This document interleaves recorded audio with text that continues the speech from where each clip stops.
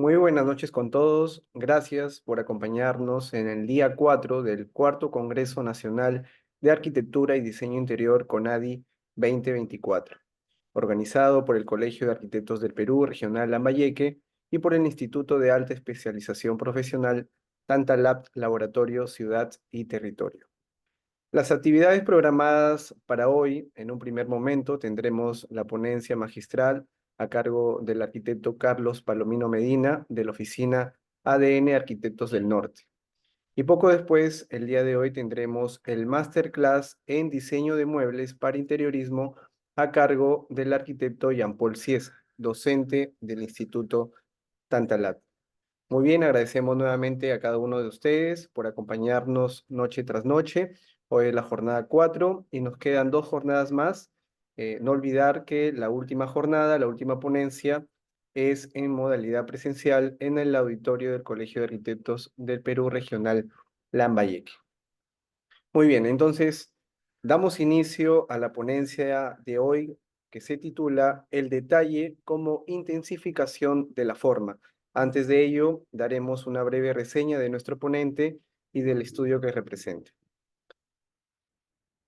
Carlos Palomino Medina, director de ADN Arquitectos del Norte, ha sido decano de la Facultad de Arquitectura, Urbanismo e Ingeniería Civil de la Universidad Particular de Chiclayo 2010-2016, de la cual egresó. Es profesor de proyectos en la Universidad de Chiclayo, Universidad San Martín de Porres y en la Universidad de Piura. Maestría en proyectos arquitectónicos en la Universidad de Cuenca, Ecuador. Estudios concluidos en el doctorado en Territorio y Urbanismo Sostenible en la Universidad Nacional Pedro Ruiz Gallo. Expositor invitado en la 13ª Bienal Internacional de Arquitectura de Venecia 2010, ganador del concurso para la sede del Colegio de Arquitectos de la región Lambayeque, dos premios nacionales a la calidad arquitectónica, docente en el Seminario Internacional Redefiniendo el Territorio en la Pontificia Universidad Católica del Perú 2014, ganador del primer concurso público de proyectos arquitectónicos asociado con el estudio Polloni más Biondi, Colegio Pedro Labarte Chiclayo 2020, director nacional y miembro del Consejo Nacional del Colegio de Arquitectos de Perú 2022-2025. Presentamos y saludamos al arquitecto Carlos Palomino Medina. Arquitecto, qué gusto. Buenas noches. Hola, ¿Cómo está, arquitecto? ¿se logra ver el video o algo? Sí. Sí, cámara y su audio están correctos. Ah, ok, muy bien. Bueno, muchísimas gracias por la invitación, César, y a Tantalab también. Muy emocionado porque además es un día bastante especial. Es el día del docente universitario, así que este, doblemente gratificante la charla. Un feliz día para usted y para todos los colegas, arquitecto. Muchas gracias. Me deja compartir para empezar, ¿verdad? Sí, ya está habilitado. De acuerdo. A ver, vamos a buscar, denme un segundo, por favor, para compartir aquí. Sí, esto está compartir aquí y compartir acá. Listo. Por favor, me avisa si es que se ve. ¿Sí se logra ver? Sí, ya se logra ver. Me parece que falta solo ponerlo en modo presentación. Ya está. Genial. Ya está. Muy bien. Eh, vamos a dar esta charla ah, empezando por un tema que hace ya un tiempo está en discusión a nivel global, digamos, a partir de la irrupción del mundo digital eh, en nuestra forma de ver el mundo, ¿no? El ser humano clasifica mucho y procesa mucho de acuerdo a la conveniencia de cada ser humano las imágenes que logra ver y las transforma. Entonces, las realidades no son las mismas para todos nosotros. Eh, Así que hay un tema aquí que me gustaría con el cual empezar. A ver, vamos a ver por qué no se logra ver. A ver, déjame un segundo. Acá está, listo. Sí, eh, voy a aceptar esto. Y trata sobre, Byung-Chul Han habla acerca mucho de la pérdida del carácter táctil de la comunicación presencial, o sea, se está desapareciendo la dimensión táctil, ¿no? De hecho, por la irrupción de la cantidad de imágenes que ahora vemos y que nuestro cerebro está alimentándose permanentemente, desde que estamos muy temprano, cogemos el celular, la computadora, bueno, y hay muchísima imagen digital, muchísima. Con lo cual, la dimensión táctil de la presencia, el tocar, y además de toda la parte sensorial del ser humano se está transformando poco a poco. Se está haciendo, se ve modificada actualmente por esta irrupción de la cantidad de imagen, ¿no? Que ahora tenemos a disponibilidad, ¿no? Permanente, ¿no? Es una cosa impresionante cómo nuestro cerebro ahora abunda de imágenes permanentemente. Y la arquitectura no está eh, lejos de estas imágenes.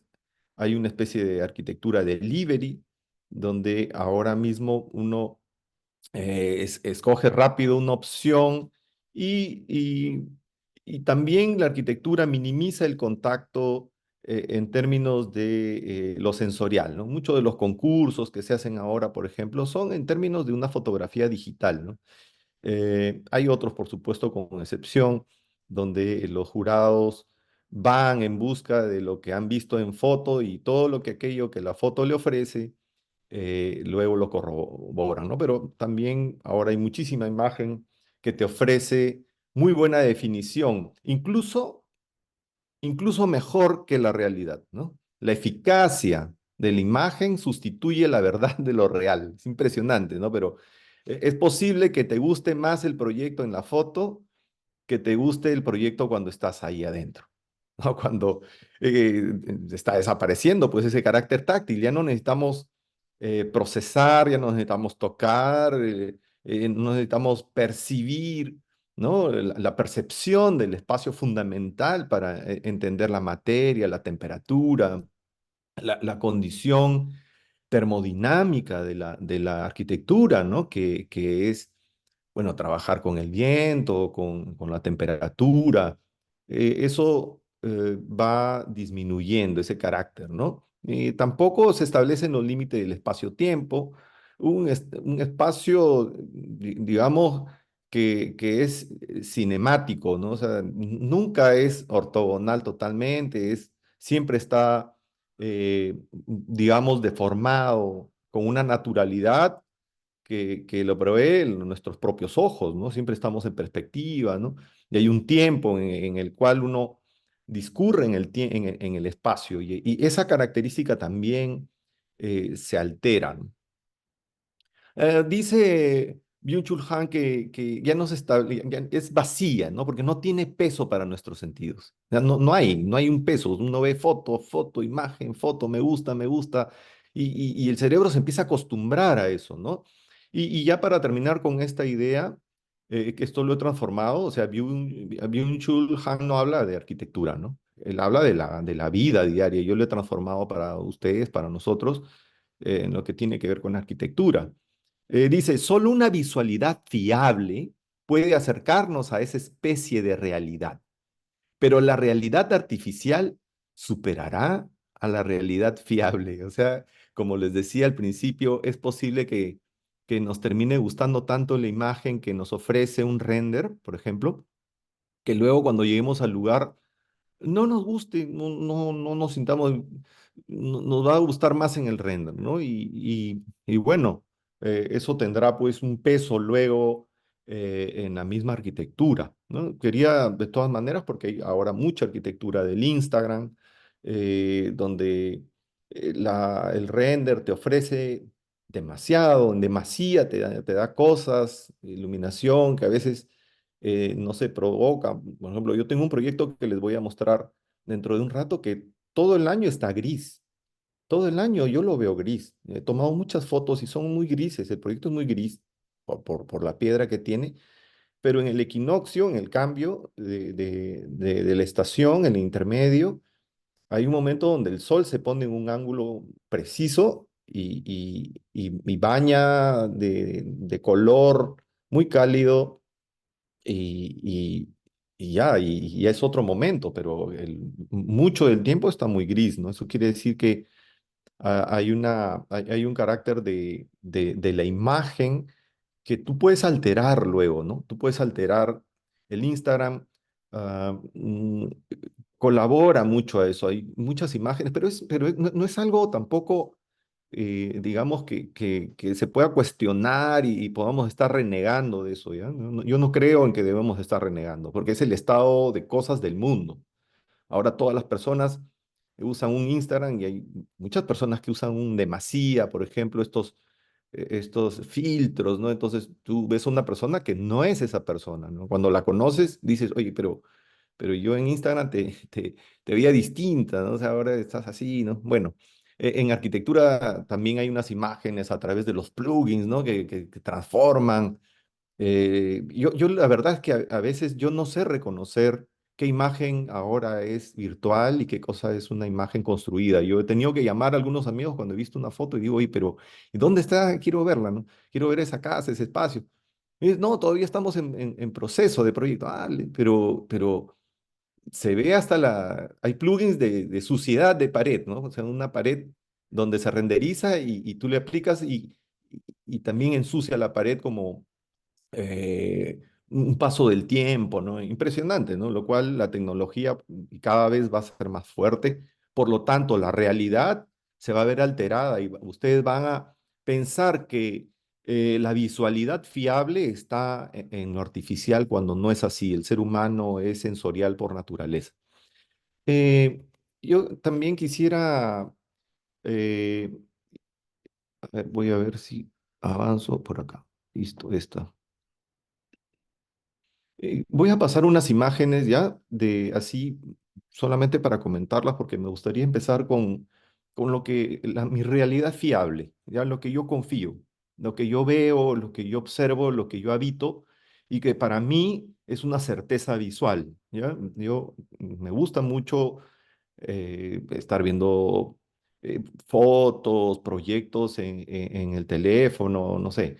Sí me gusta, por supuesto, es una manera de viajar en el mundo también, ¿no? Pero la realidad fiable es aquella que a mí me da mucha certeza de lo que yo habito, ¿no? Como este árbol precioso que queda en Illescas, donde hace poco eh, estuvimos reunidos ahí un grupo de arquitectos de toda Latinoamérica y pudieron presenciar esta doblez dada por el viento, estos vientos que llegan del mar, se vienen hacia al desierto, a la laguna de la Niña, y cobija perfectamente un espacio impresionante debajo de este algarrobo precioso, ¿no? ¿No? Para mí es una forma de habitar, ahí uno llega y de hecho dentro de este árbol hay todo un hábitat interesantísimo, ¿no?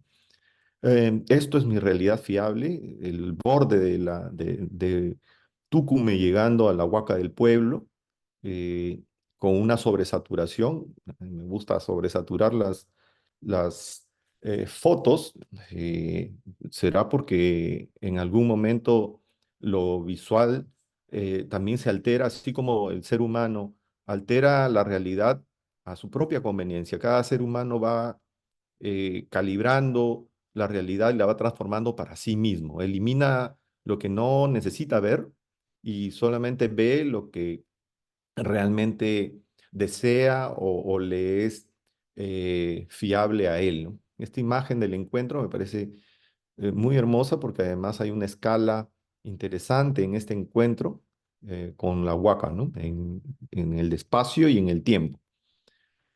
También los trazos con los cuales nosotros en la oficina eh, siempre iniciamos a través de la mano alzada muchas veces, ¿no? De trazos que están a la espera de revelar cosas.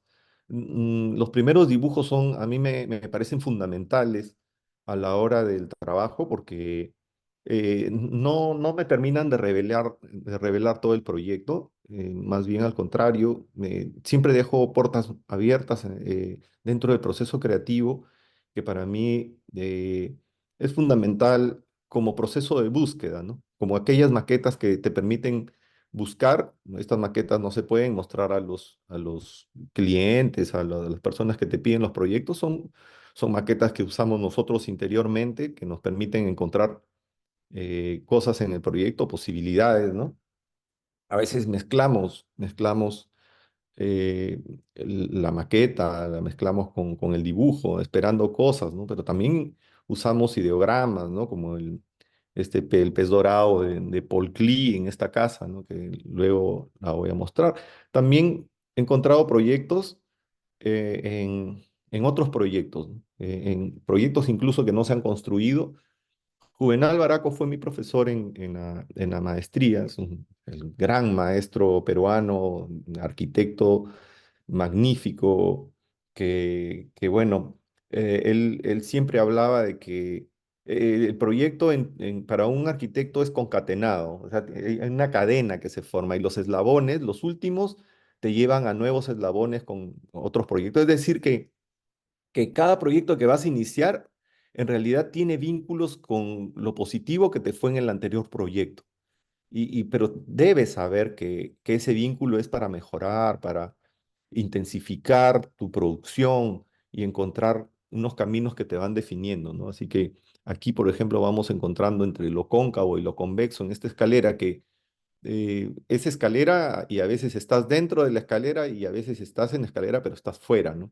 Eso fue encontrado en en la maqueta, o sea, no es que haya sido provocado intensamente, acá todavía se logra ver los restos de la maqueta cuando la descubrimos y tuvimos que romper el muro de la parte de atrás y resultó que la parte de atrás era más interesante que la parte de adelante. En obra también nos permitimos mucho, así, encontrar cosas, ¿no? Esa búsqueda del cerebro a través del proyecto y de otros proyectos debe ser permeable, debe ser permanente y no debe ser cerrada, ¿no? Este proyecto fue en Bagua, me acuerdo, y era como en una parte donde se iban a sentar el jurado en una parte muy alta de un cerro donde se hacía motocross, allá se practica mucho el motocross, ¿no? Imagen, ¿no? Este árbol es el que está ahí en el lugar, es un árbol muy bonito. Proyectos también que no se han construido y que se han modificado mucho. La vez pasada conversábamos con unos arquitectos amigos, donde cada uno ya en el tiempo,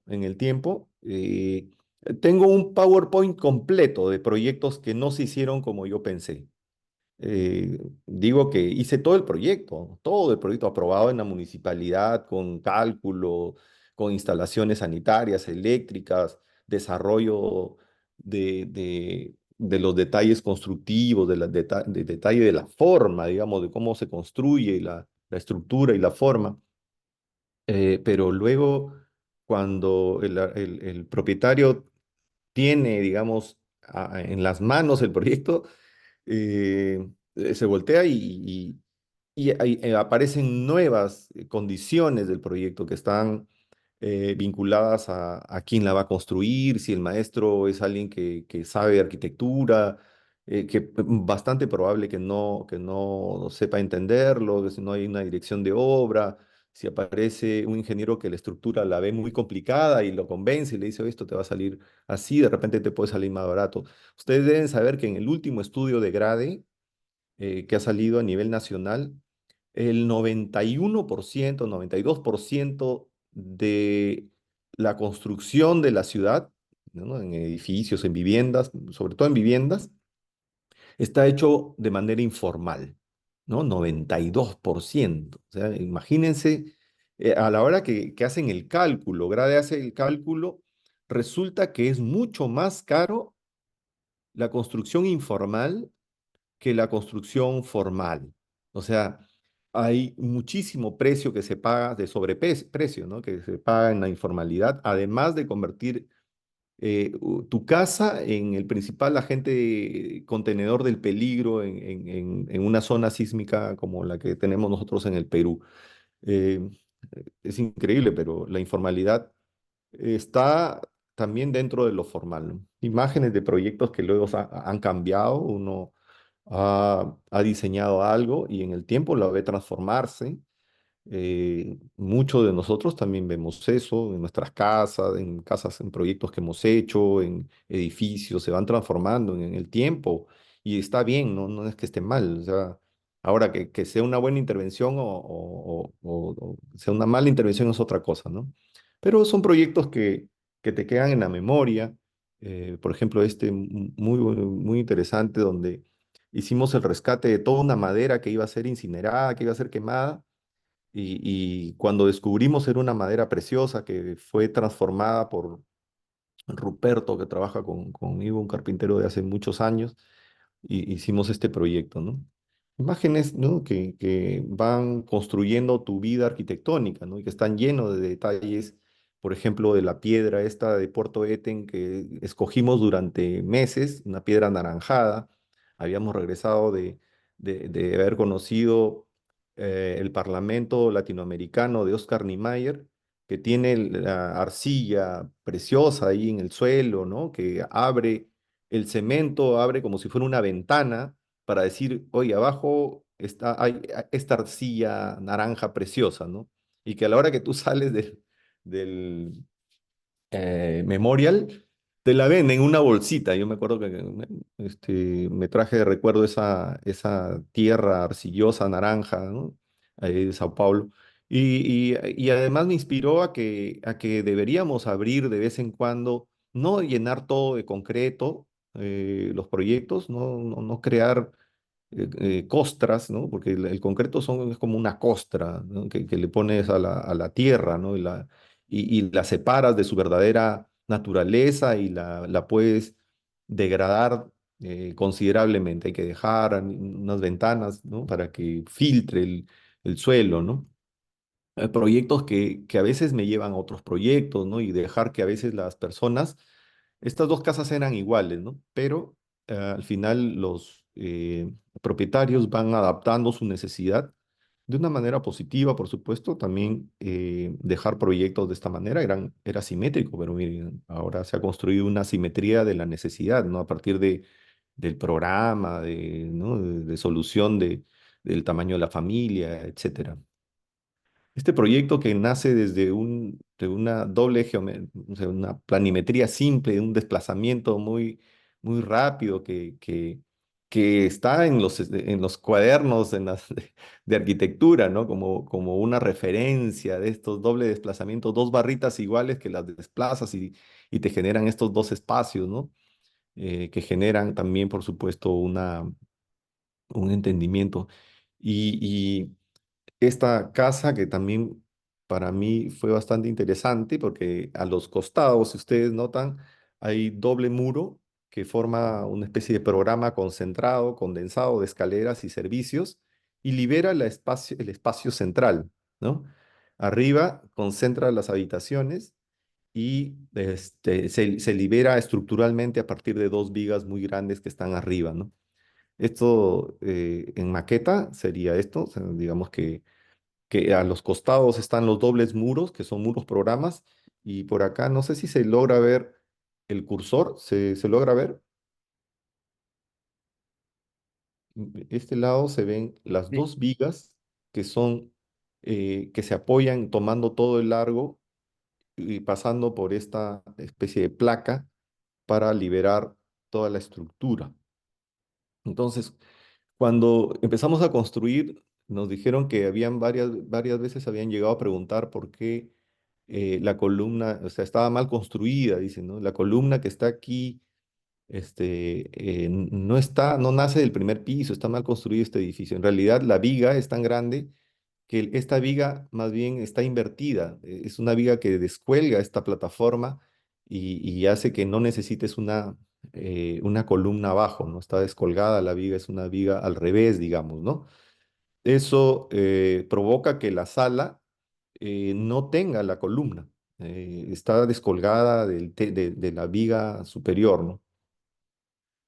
Bien, vamos a entrar a otra parte en la cual también para mí es importante dentro de la docencia, pero sobre todo dentro del proyecto en la oficina de ADN, es fundamental, ¿no? Cómo es que generamos el pensamiento abstracto, ¿no?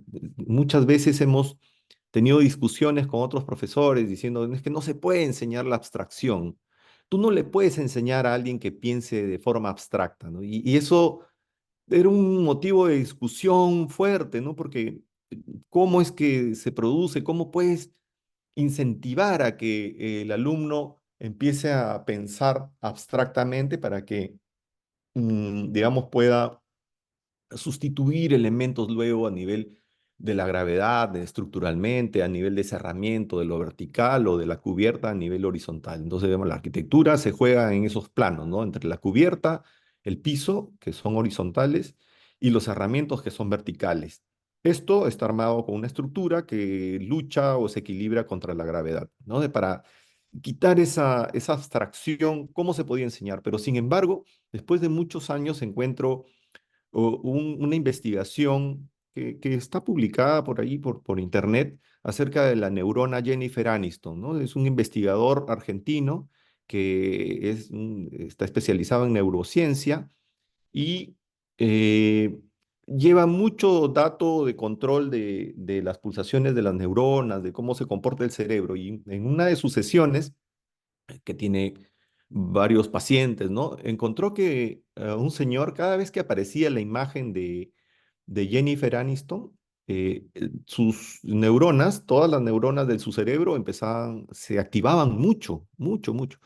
Cada vez que aparecía una imagen, y no solamente la imagen, ¿ah? También a nivel sonoro, cuando el señor escuchaba la palabra Jennifer Aniston, inmediatamente sus neuronas se ponían a trabajar. Era impresionante y él descubre que en todas las personas habían diferentes nombres, en otras personas activan de otra manera, ¿no? Con otros nombres, con otras imágenes, con lugares. Y luego él, basado en un libro de Borges, que es Funes el Memorioso, eh, empieza a hacer su investigación más profunda, porque en Funes, Borges cuenta de un campesino que un día está en su caballo y se cae del caballo y se golpea la cabeza, y luego él, a partir de ese golpe, no se podía olvidar de las cosas. ¿Ya? No se podía olvidar de las cosas. Se acordaba de todo, pero de todo, desde que todo lo que veía, todo lo que observaba, se le quedaba completamente grabado. Entonces, el día anterior se acordaba absolutamente de todos los detalles, de todos los detalles. Eso parecía muy interesante la primera semana, pero la segunda semana, la tercera semana, se empezó a volver un infierno, porque no podía tener tanta información en la cabeza. Imagínense a un año y poder acordarte de cada segundo y que cada segundo de lo que has visto va a acordarte de qué material es, de cómo es, de qué color era, de la textura, de la temperatura y etcétera. Y eso se convierte en un infierno. Bueno, él, este científico, lo que hace es, basado en eso, dice que el ser humano necesita compactar información. Y cuando él hace las investigaciones de la neurona esta de Jennifer Aniston, se da cuenta que cuando al señor le decían Jennifer Aniston, en realidad lo que hacía era abrir un archivo zip, ¿no? Donde estaba todo lo referido a Jennifer Aniston, todo, todo, todas las imágenes, fotos, no sé, pues películas, todo se abría y generaba esta forma de compactar información. Eso quiere decir que el ser humano, según este científico, es preciso, es necesario, o sea, necesita el cerebro el pensamiento abstracto, en la cual todo una semana de viaje, por ejemplo, la puedes concentrar en símbolos que solamente tú puedes hacer en tu cerebro, y cuando pasado un año te dicen, oye, ¿qué tal tu viaje a, qué sé yo, pues a Panamá? Se abre esa carpeta y logra recordar mucho, ¿no? La mayoría de cosas, sobre todo las que más te impresionan. Hemos dicho que lo visual es muy importante al ser humano, de la realidad y la visualidad fiable, esa capacidad que tiene el ser humano de compactar para poder vivir. Eso quiere decir que el pensamiento abstracto es parte de nosotros. Entonces, esta discusión, estos dibujos, tomamos la foto de una vez que estuvimos con Jean-Pierre Cruz en la Universidad Nacional de Piura en una charla, y la discusión de los jóvenes, ¿no? De los estudiantes, era sobre el proceso creativo, cómo es que se llega al proyecto. Y muchas veces creen que el proyecto es, ¿no? Que en un momento de inspiración arranco el proyecto y lo termino, ¿no? P es el proyecto. O en algún momento un proyecto es como que puedo ir divagando y hasta que al final encuentro la respuesta. Pero en realidad con Jean-Pierre, él expresaba, decía y dibujaba con este dibujo, decía que el proyecto en realidad son un montón de fallos que tú has evitado y que los has convertido en fiables, ¿no? En posibilidades de proyecto, y encuentran sus propios caminos de lugares donde hay puertas que debes cerrar porque eso no es factible por ahí. Debes ir hacia lugares factibles, y el proyecto en realidad no es una respuesta. En realidad, el arquitecto trata de responder en un proyecto, de resolver la mayor cantidad de problemas, pero no los va a hacer todos. Entonces, la responsabilidad de cada arquitecto, pues, se da, se plantea en tus propias responsabilidades. ¿Cuánta de estas cantidades de problemas quieres resolverlo? Entonces, hay un montón de maquetas, cada una de estas paredes, estas, digamos, cosas que no fluían, que no debían continuarse, son maquetas rotas, son planos que los has roto, bosquejos que no sirven, algún reglamento que no te permite hacer esto, entonces regresas y te vas por otro camino. Esto es lo que siempre he repetido, lo voy a dejar aquí para que quede, digamos, como evidencia de los 5 pasos que tiene el proceso proyectual, que es la inmersión, cuando tú te sumerges en el proyecto. La incubación es cuando después de la inmersión hay mucha información que tú tienes que seleccionar y decir, esta me sirve, esta no me sirve. Una vez que te quedas con todo lo que más o menos te sirve, hay un proceso de incubación, ¿no? Que es un poco dramático, es un poco esforzado, a veces no te salen las ideas, ¿no? Y de pronto aparece la iluminación. Acá siempre digo que si hay algo que debes aprender en la universidad, de todas maneras, ¿ya? Porque hay cursos que yo, de verdad, que yo he recibido unos cursos que ni me acuerdo, ¿ya? No tengo ni idea qué cosas me dijeron. Sí, de hecho que los pasé porque estoy aquí, pero no es una cosa que ahora me acuerde que me haya servido para algo. Pero lo que sí ustedes deben de todas maneras aprender en taller, en dibujo, en gráficas, eso, es cómo extraer la imagen de tu cerebro y hacerla en esta tierra a través de los trazos, de las maquetas, de dibujos, de bocetos, de aprender a construir tus ideas. Es bien importante. En la universidad, si hay algo en lo cual tú debes entrenarte permanentemente, es a sacar esas ideas de la cabeza. Conozco varios arquitectos amigos míos que tienen, no sé, al igual que yo, igual a mí me pasa lo mismo. No sé si a otros les pasa lo mismo, o sea, digo que les sucede igual, pero es una parte que es un poco penosa, y es un poco complicada, no es que salga a la primera, ¿ya? O sea, hay que estar ahí, hay que estar ahí, te produce un poco de ansiedad, te produce un poco claro, de un esfuerzo, ¿no? Es un esfuerzo, pero claro, eso es parte, ¿no? Y luego viene la evaluación, donde tú vas viendo que si está bien o está mal, regresar, volver a empezar un poco más. Y la parte final, que es la sistematización, que es la parte ejecutiva, ¿no? Que también en la universidad te enseñan muy bien. Aquí he puesto unas frases porque también, así como de Jung Han, también he hecho una extracción por parte de Mario Vargas Llosa, porque él habla de, cuando le preguntan cuál es su proceso creativo, y él habla que siempre tiene con un comienzo dificultoso, que es lo que yo les estoy comentando. En arquitectura es lo mismo, ¿ya? Eso es lo tiene, es que deben tenerlo claro, ¿ya? Porque mucha gente se frustra y dice, no, yo no sirvo para la arquitectura. Pues no, o sea, si es que tú te das por vencido, entonces no sirves para, no solamente para arquitectura, vas a tener problemas con otras cosas también, porque siempre el proceso creativo es complicado, así sea un escrito, así sea una novela, así sea que tengas que hacer, es un proyecto. Siempre hay un proceso así, un comienzo dificultoso, que no está tan claro, no hay una inseguridad, estás lleno de dudas. Es lo que dice Mario Vargas Llosa para cómo genera él su proceso creativo a la hora de escribir. Y no lo está diciendo un pata que escribe aquí en, no sé, pues en una revistita, no. Es el premio Nobel de literatura, ya él, nuestro Nobel peruano, ¿no? Dice que de pronto, de entre tantas dudas, aparece un borrador, empieza a tomar forma. Aún no organizo materiales, dice él, ¿no? Después habla que para él es un proceso misterioso. Dice que hay mucho de la parte del proceso creativo que no se puede controlar. Por lo menos con el conocimiento, no. Hay muchas cosas que tú has visto, que tú ves, que tú recorres una escalera, que te ha impactado tanto esta escalera que luego aparece en tu proyecto. Luego aparece un volumen que te ha impactado y tú no sabes dónde, ni cuándo, no lo recuerdas, está en tus archivos estos compactados que tienes, y de pronto empiezas a dibujar y empiezan a salir cosas que no los vas a controlar tú, lo cual me parece muy bien también, pues porque a veces uno cree tener el control completo del proyecto, pero en realidad hay cosas que nacen en el mismo dibujo, ¿no?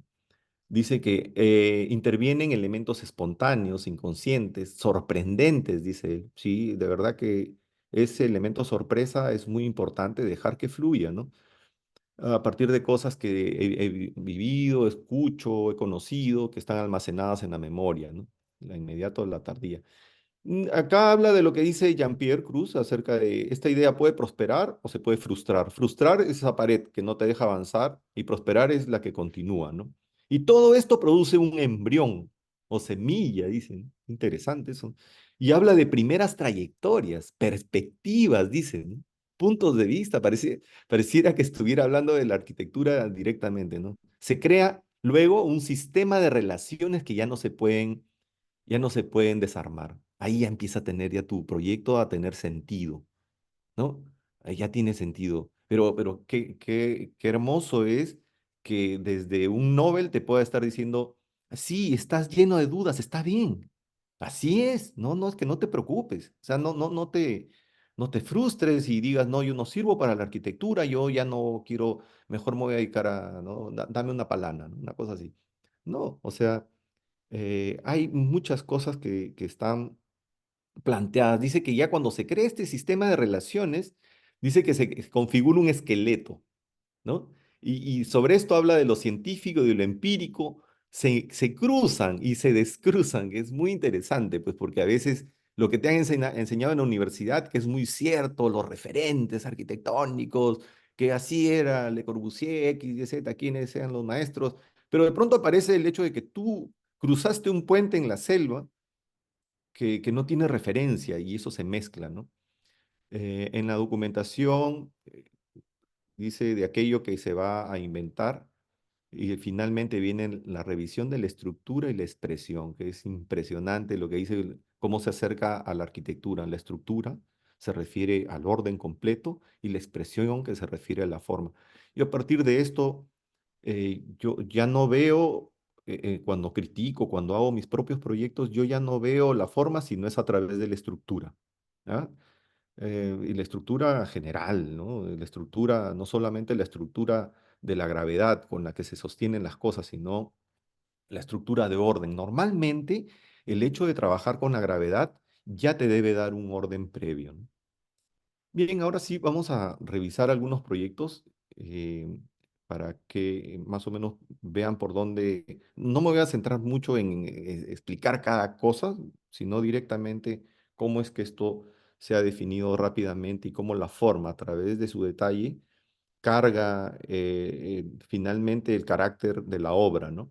Del Parque Zonal, más o menos los que conocen en Avenida Grau, está el ex Parque Zonal, donde ahora es un depósito de chatarra vieja, y encontramos, porque fuimos un equipo más o menos regular ahí, encontramos que había un proyecto previo en el cual todo era concreto, pero 70% era todo de cemento, un parque inmenso de cemento, 70%.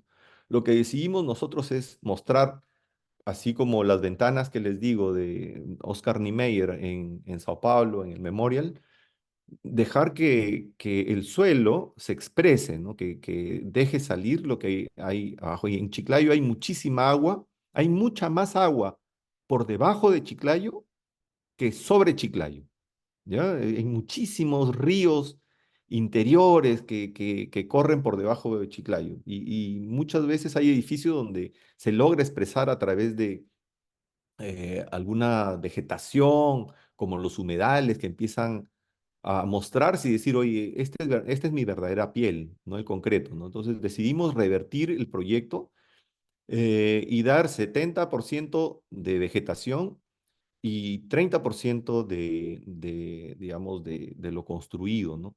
Una especie de, no un proyecto, sino más bien una renaturalización, ¿eh? Devolverle la naturaleza a un parque que siempre la había tenido. Y miren, pretendíamos, porque por lo menos hasta donde llegamos no se iba a construir, dejábamos que incluso el techo sea un contenedor de enredaderas, donde se pueda tener un techo natural también, ¿no? Y que esta humedad permanente aflore sin ningún problema, controladamente, por supuesto, ¿no? Entonces aquí la arquitectura, este fue trazo con Giancarlo Chapoñán, con el que trabajamos este proyecto, y también con Aníbal Cueva. Hicimos estos trazos donde pretendíamos que el espacio público, porque eran unas calles, unas veredas de 1,20 m alrededor, que parecían, no sé, pues donde estos paneles de fusilamiento, ¿no? Así una pared terrible, ¿no? Lo que hicimos es más bien estirar las veredas para que se crean espacios públicos, y no poner paredes así en muros, sino más bien unos elementos verticales inclinados, digamos, de áreas verdes, como cercos vivos, ¿no? Bueno, ahí hay una imagen, todo se vuelve una especie digamos, celosía así grande, que va acompañando de sombra permanente. La arquitectura está casi escondida, ¿no? Casi no se llega a notar, está debajo la arquitectura está como un acompañador de la naturaleza. Por eso es que para nosotros es más importante esa renaturalización. Lo mismo pasa con otro proyecto que hemos hecho, que tampoco sabemos si es que se va a desarrollar plenamente. Bueno, por lo menos está ya en la municipalidad, los dos, el de La Victoria y este en Chiclayo, que es el Paseo de los Héroes, ¿no? Que es la renaturalización. Eh, Aquí ustedes saben que este parque fue tomado, digamos, como emergencia para hacer un hospital.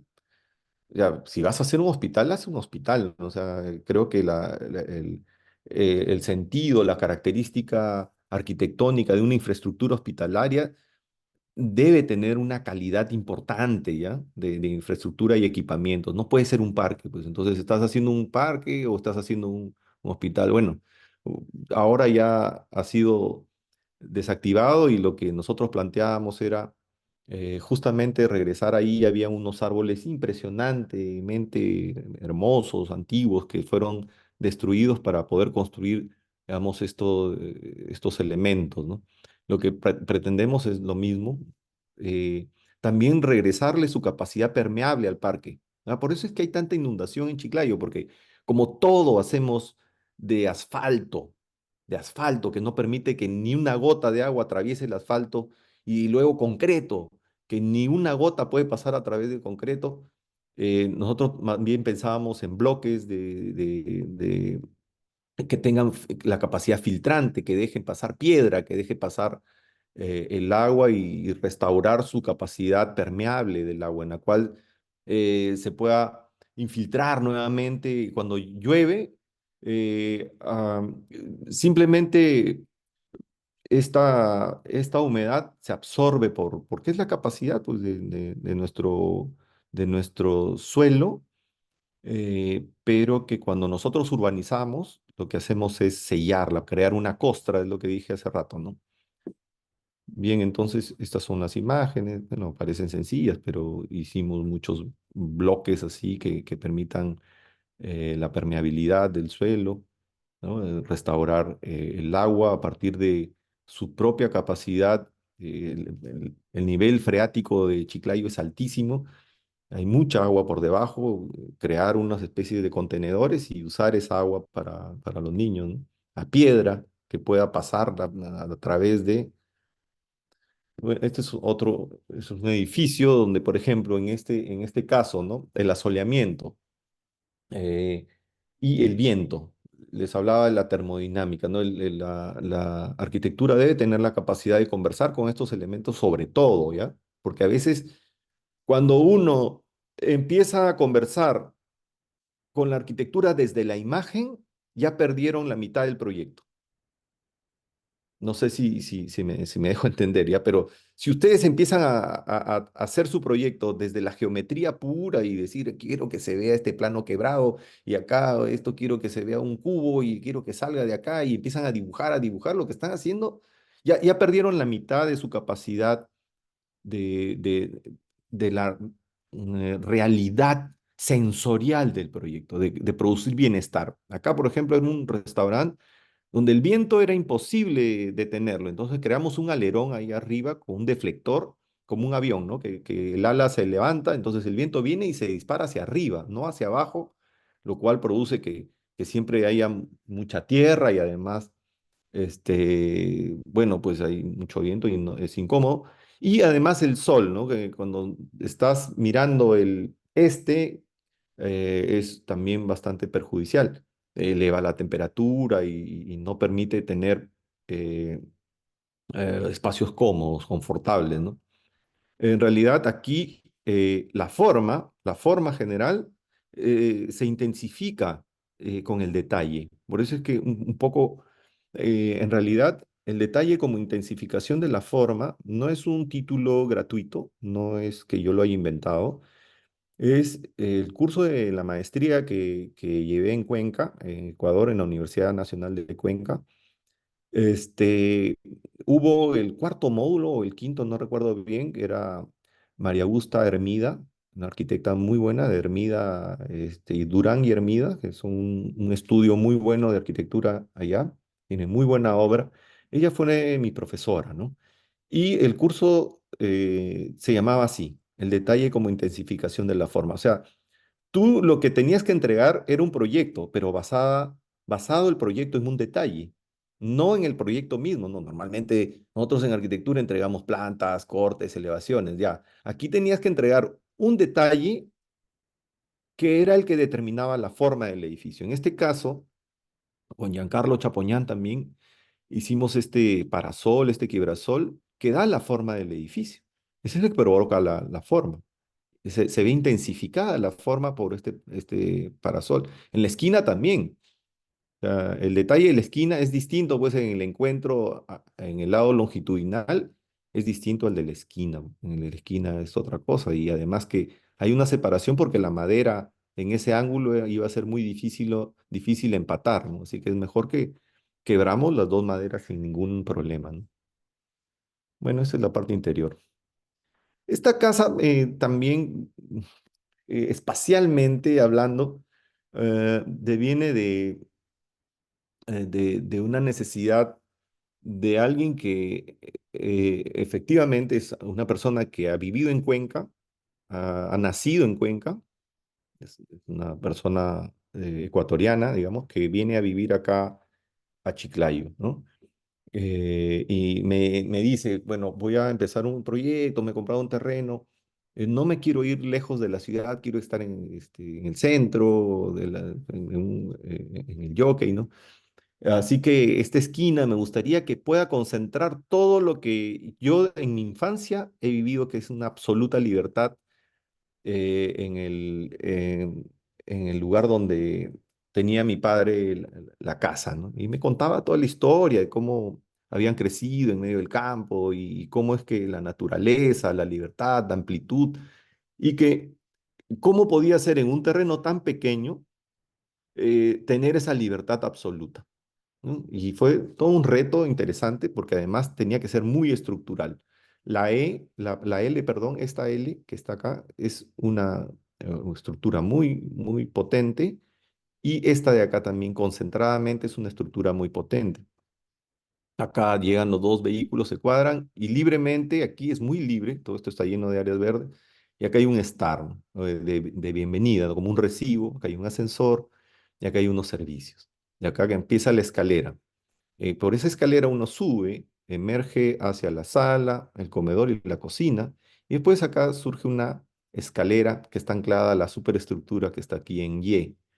Pero también puede pasar el puente, está sobre el STAR de recibo y entras al ascensor. El tercer piso es como si lo hubiéramos succionado, no verticalmente, sino horizontalmente, porque eso es lo que quería, una sensación. O sea, si voy a tener una piscina, quiero que no tener referencia de nada, no quiero que aparezca la sala, el comedor, no, quiero estar solo con el agua, ¿no? Y eso es lo que logramos liberar todo el tercer nivel.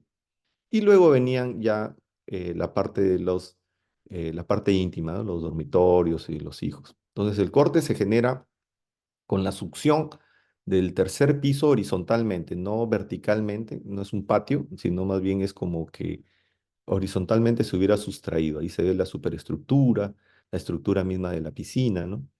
Y genera esta espacialidad, ¿no? En la cual una serie de interacciones del vacío es lo que genera la forma en realidad, ¿no? O sea, no es que la forma sea algo con lo que tú llegas, no llego con un arco, no llego con un triángulo, no llego con esas cosas, sino más bien es la sustracción de la materia, se sustrae y eso es lo que se considera la forma, ¿no? El detalle, digamos que es exactamente la misma materia con la que se expresa el mismo espacio, ¿no? Acá se ve un acercamiento por donde uno entra, se ve eh, el auto, la estructura. Esta es una maqueta que hicimos para expresar eso, ¿no? Ahí se ve el doble casetonado. Este edificio también era un multifamiliar en pleno boom inmobiliario. eh, Siempre me tocaba diseñar y cada vez que empezábamos a trabajar los multifamiliares terminaba un poco discutiendo, ¿no? Porque normalmente en el tema inmobiliario, el que gana casi por llevándose todos los beneficios es normalmente el constructor, el inmobiliario, ¿no? Y no le queda ni a la ciudad, tampoco le queda al que va a vivir ahí.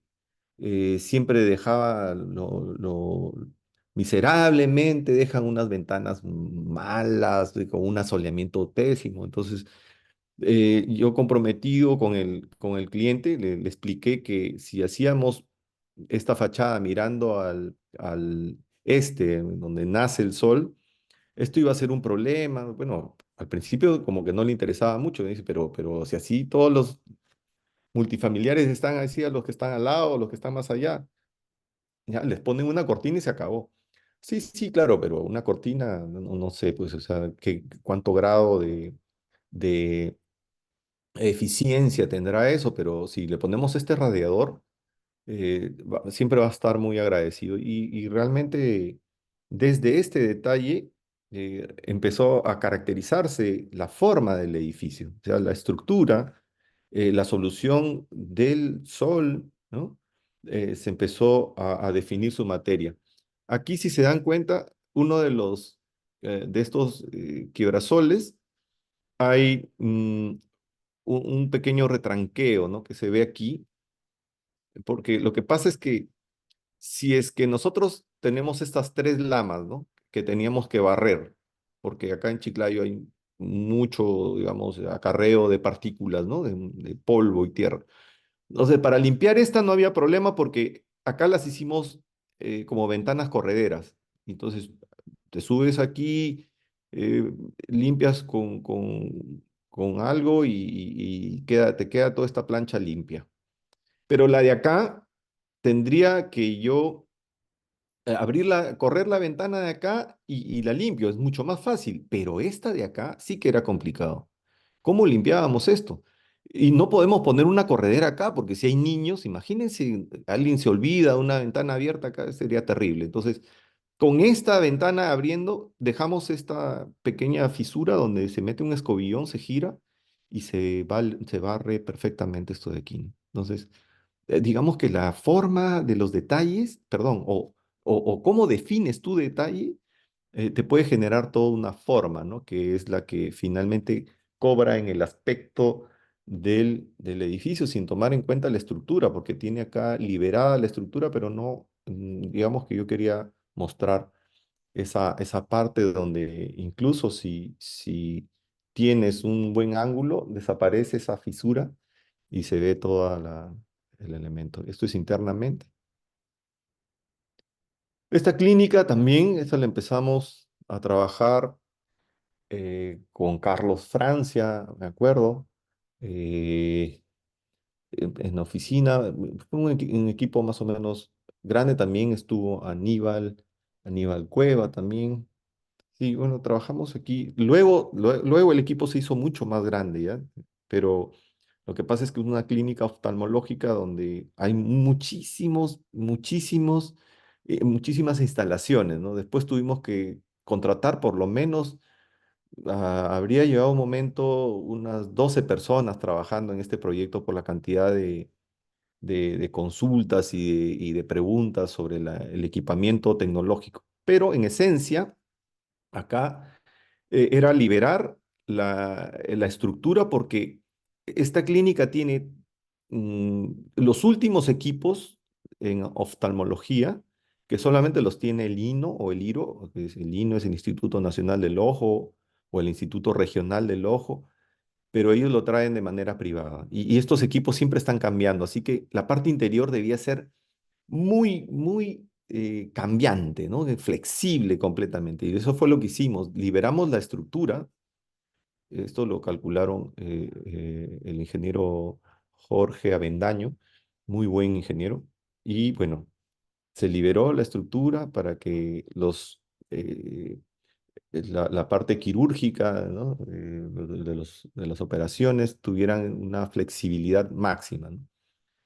Al estar liberada toda la parte del corazón estructural, digamos, nosotros recurrimos a un material que se llama el Douglas, que es un vidrio estructurado, pero que no es caro, ya se puede producir en Latinoamérica. Por lo tanto, no es un templado que es carísimo, sino es un estructurado, un crudo, pero que es estructurado, ¿no? Que, bueno, hicimos esta forma, liberamos el primer piso, el tercero porque es el master room, aquí es donde está el consultorio master, ¿no?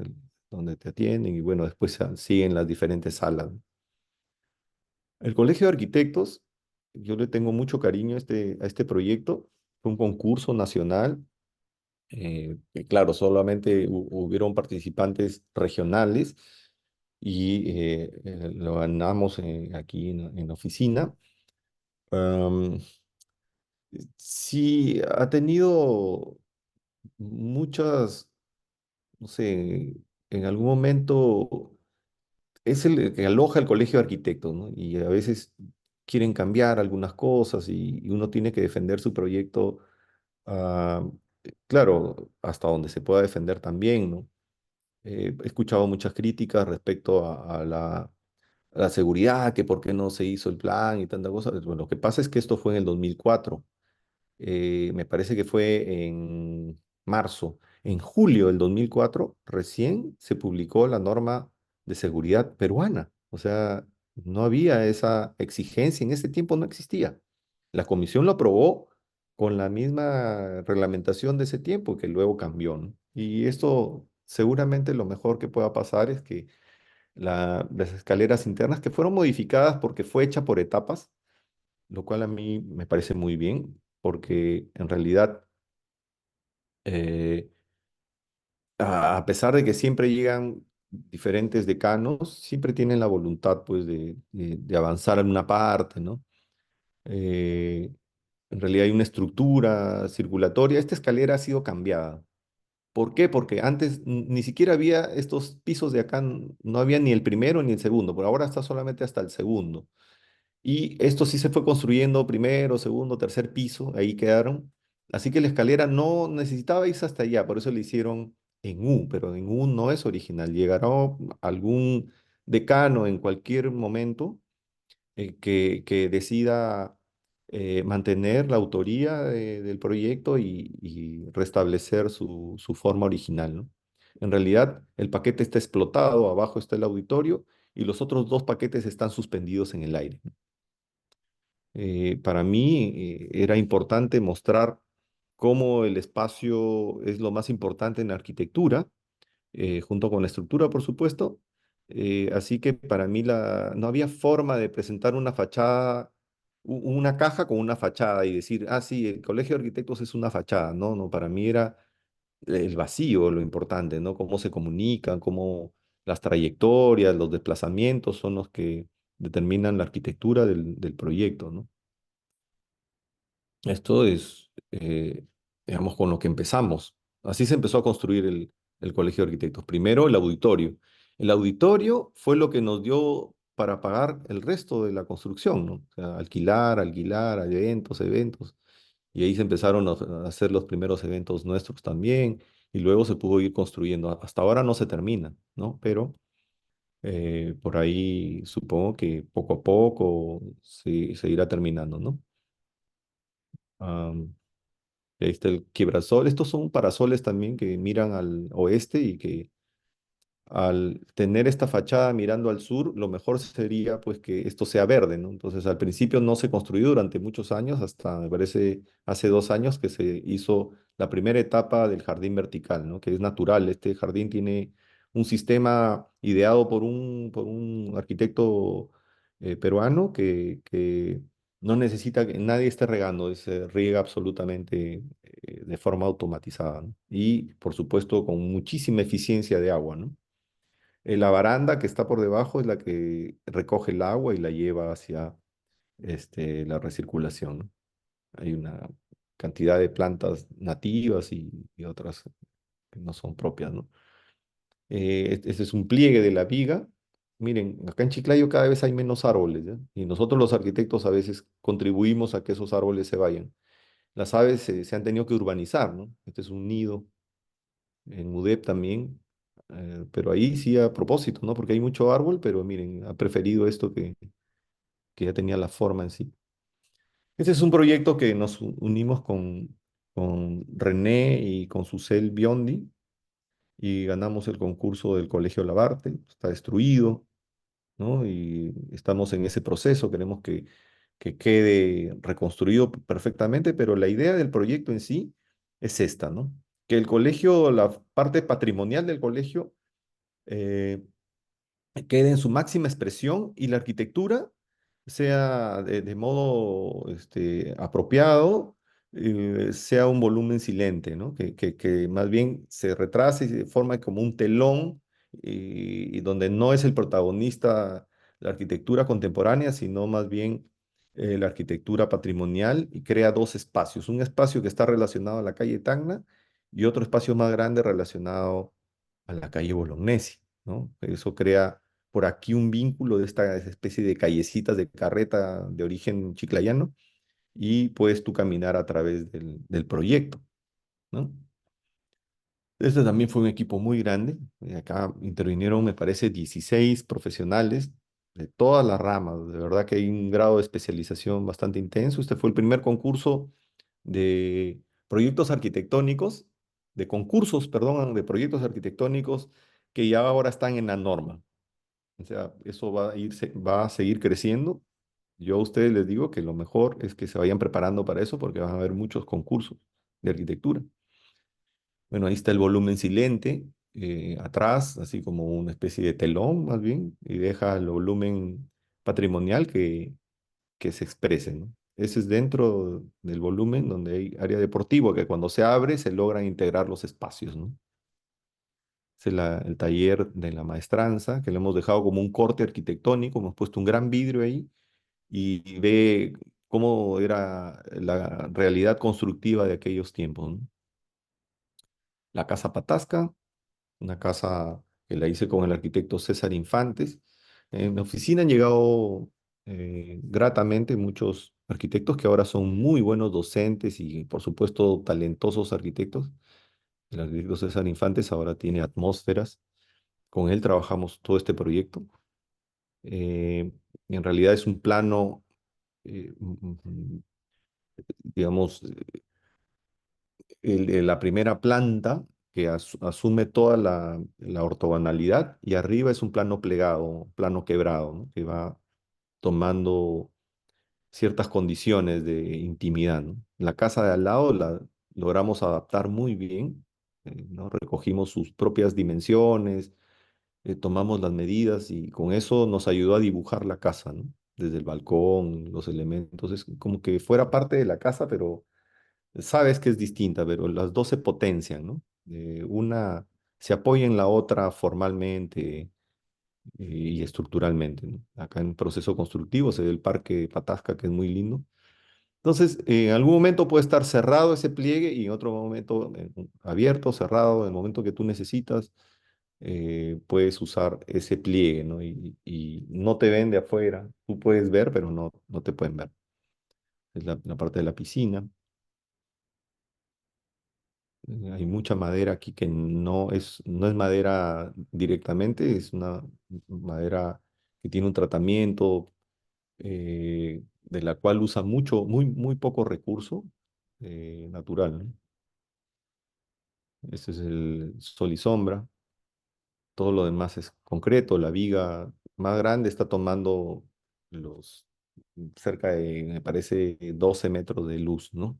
Esta es la parte interior, que hicimos un rescate de la casa antigua que era de Alfredo Bartel Montori, un gran arquitecto peruano, y empezamos a hacer un destaje de la volumetría con la que encontramos y tratamos de adaptar la nueva arquitectura de manera también sin mucha participación.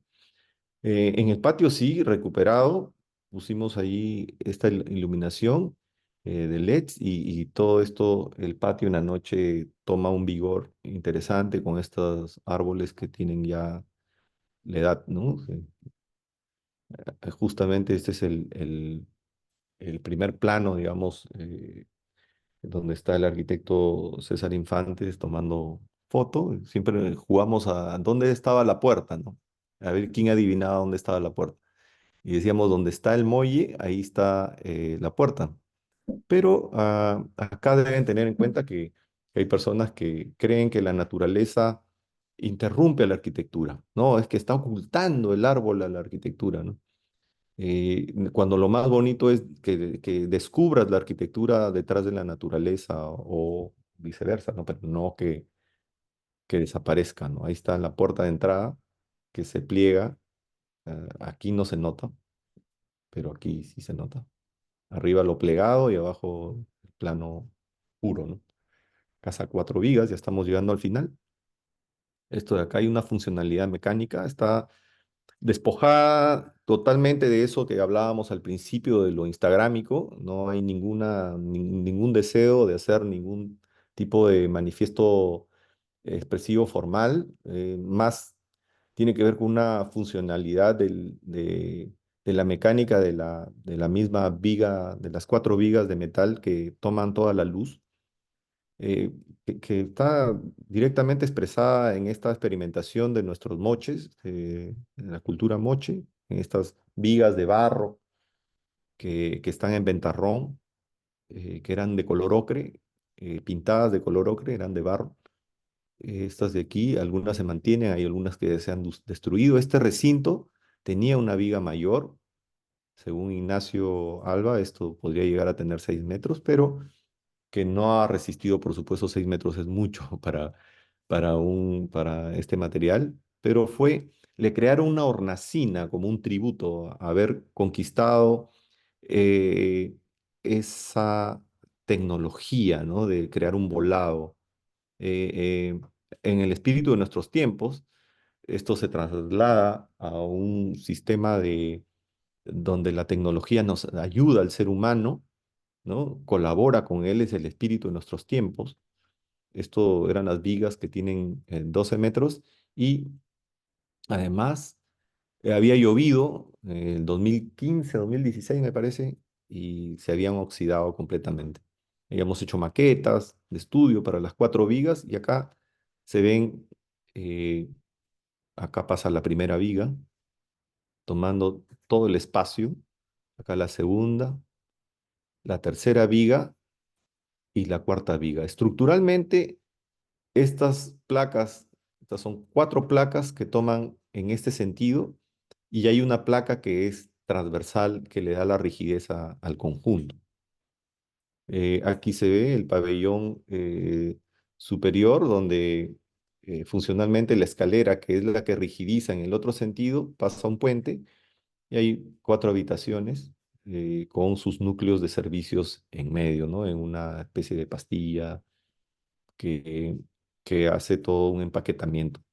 Las 4 vigas las montamos en una mañana, de verdad que fue muy fácil. Una vez tenía la placa, con una grúa se hizo rápido.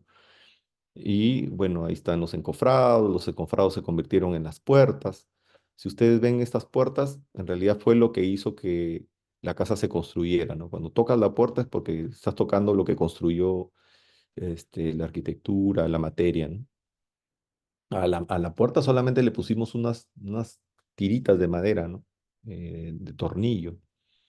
Acá salen las vigas flotando, que son las que te definen, te arriostran, te confinan el espacio, ¿no? En altura por lo menos.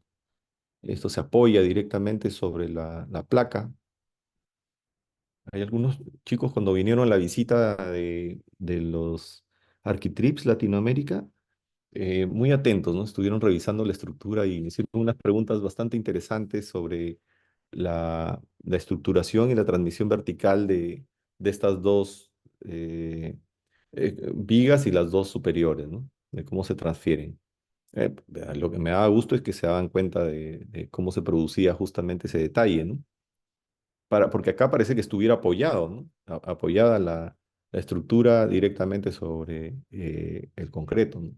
Pero eh, había que revisar bien la estructura y por supuesto esa vez la explicamos perfectamente en la reunión que tuvimos de cierre aquí. eh, y fue muy interesante porque recibimos a nuestro queridísimo arquitecto Jorge Cosmópolis Ullón, que hace en obra.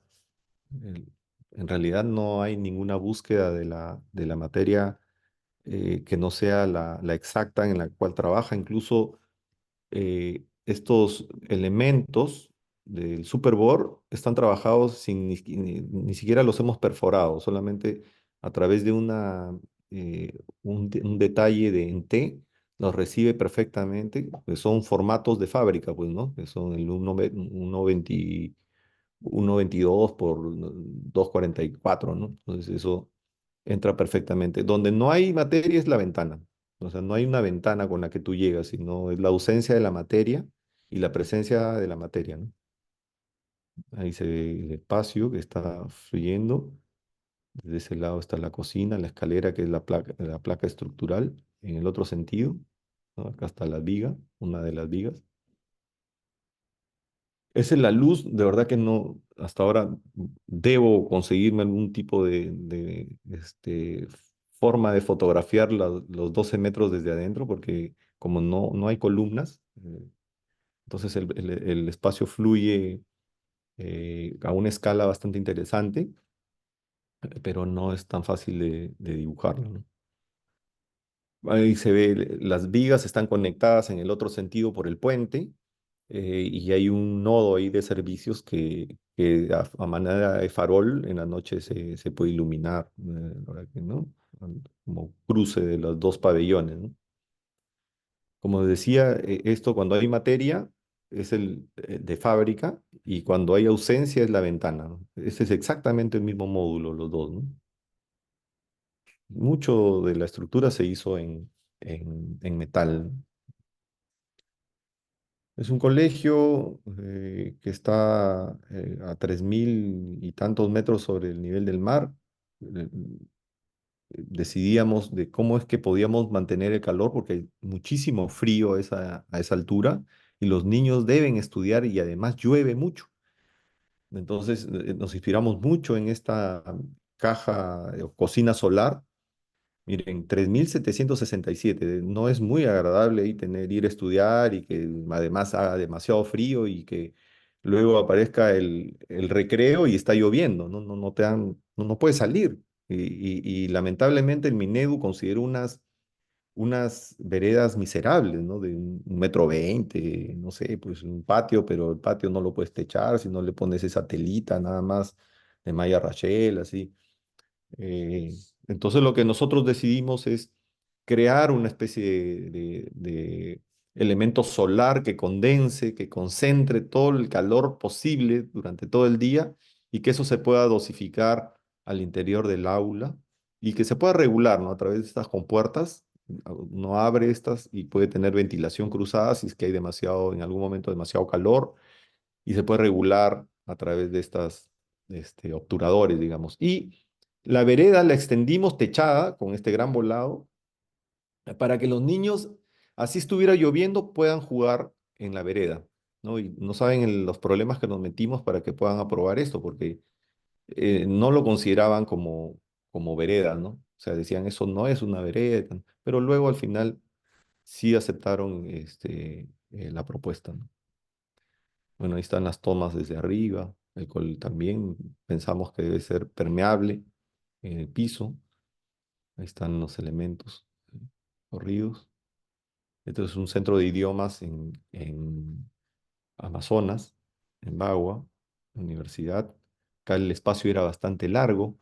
El elemento se cruza para no dejar que se fugue este espacio porque era muy, no se proyectaba demasiado y no había un confinamiento del espacio adecuado, ¿no?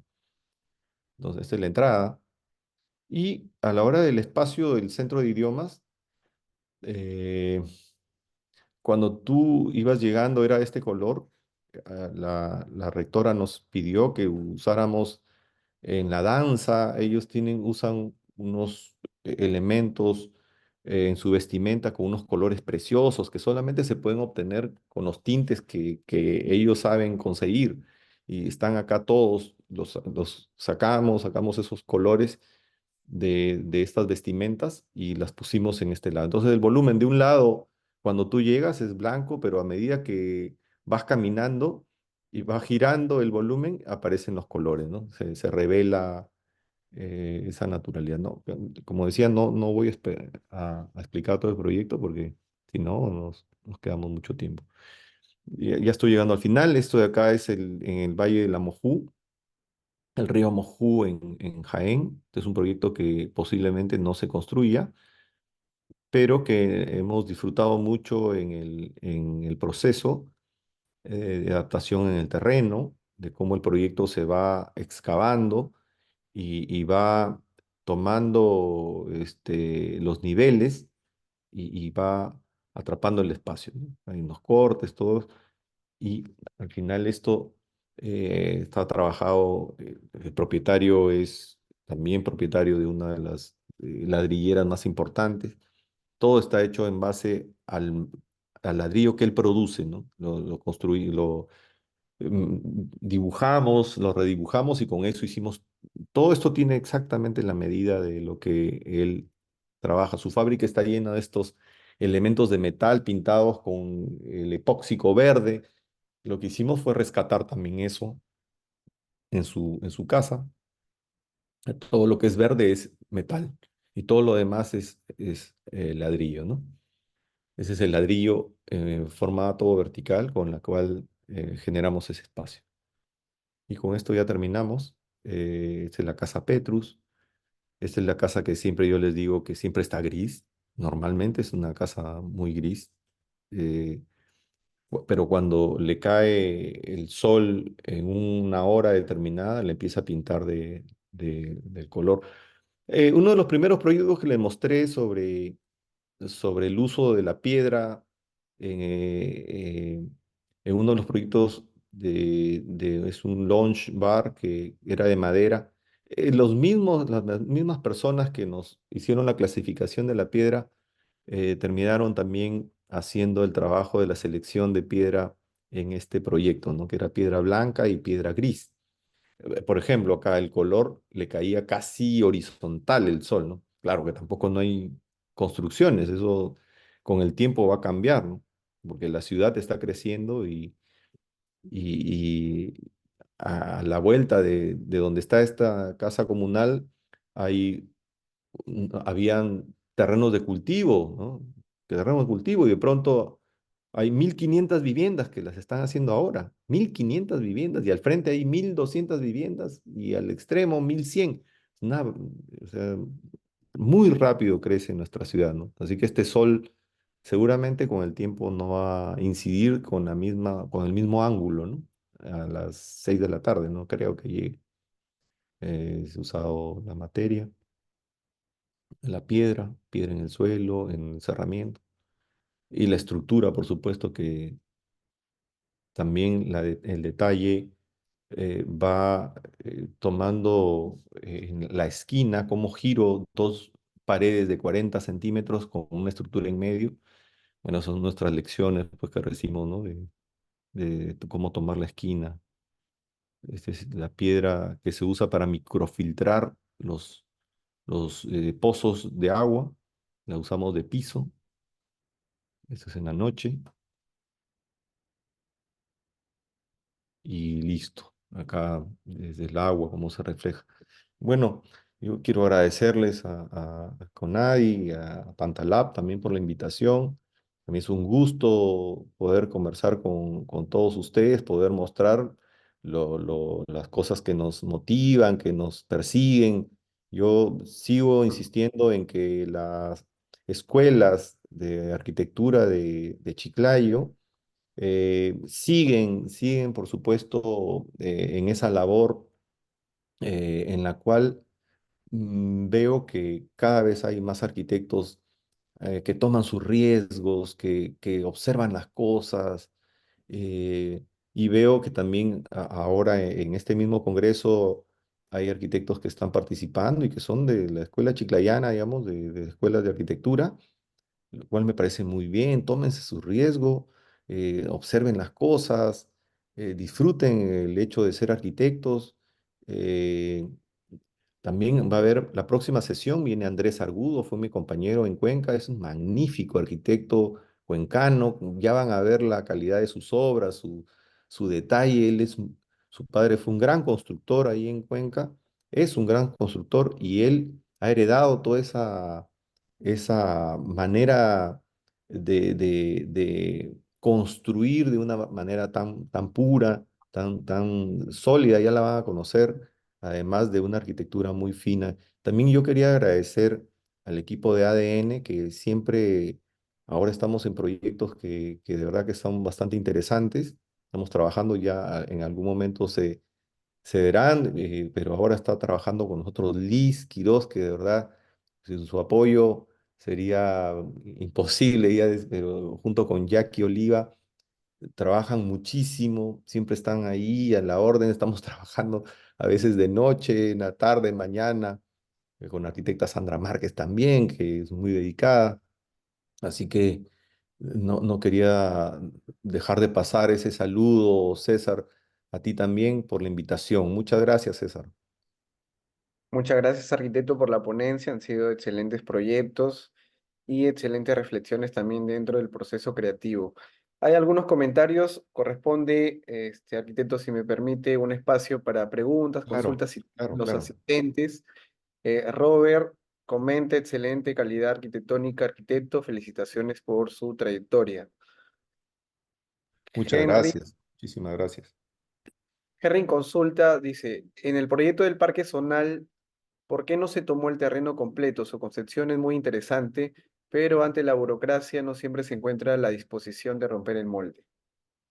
Exacto, sí, sí, sí, completamente. ¿Quién fue el que comentó, César? Henry Ventura. Henry, sí, Henry, es cierto, tienes toda la razón. Lo que pasa es que a veces los intereses políticos toman pues otras direcciones, ¿no? Ese terreno no se tomó completo porque había sido subdividido. El parque original, que era grande, era un espacio público precioso, se dividió ahora, es una cancha, deportiva, lo cual no tiene nada de malo, está muy bien que sea, pero no, que no se sustraiga pues a espacios públicos de una recuperación de una naturaleza importante y se divida, pues al final quedaron, me parece, 3,8 hectáreas, una cosa así, pero tiene razón, era todo el espacio. Muy bien. Mm. José Ayesta, maestro, dice, Denis, grandes consejos, arquitecto. Yo le quería plantear una consulta, eh, ya para ir culminando la ponencia. Arquitecto, el aprendizaje es inherente al paso del tiempo. Yo le quería consultar su oficina, cómo ha ido madurando al transcurrir los años. ¿Cree usted que las reflexiones, la manera de afrontar un proyecto, desde el concepto hasta el hecho arquitectónico, ha ido cambiando? ¿Hay una transformación significativa o en esencia es la misma dentro de este pasar del tiempo? Su micro creo que me parece está...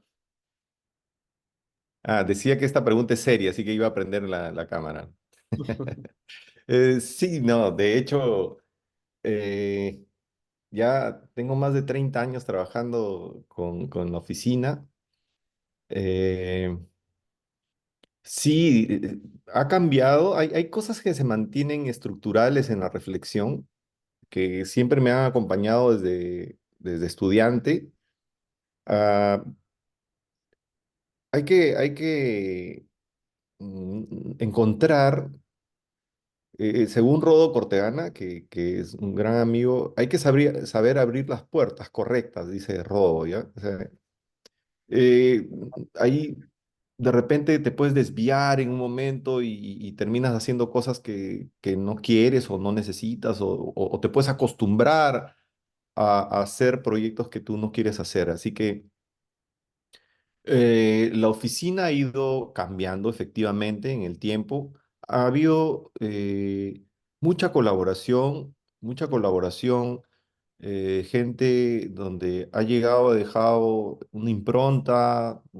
Hemos trabajado con muchos arquitectos jóvenes también, y la forma de ver la arquitectura, en esencia, no ha cambiado tanto. Sí ha habido matices en las cuales nosotros siempre hemos tenido unos márgenes en los cuales hemos, eh, digamos, evolucionado en todo caso por nosotros mismos, ¿no? Pero si hay algo que es notorio, es que nunca hemos intentado que la arquitectura sea como que solo una búsqueda de expresión formal. Es como que siempre hemos pensado que es una consecuencia de esa búsqueda con el espacio, de confinar el espacio a través de la estructura, la definición estructural, la definición de la materia. Ya tiene atributos expresivos externos, pero esa no es la arquitectura.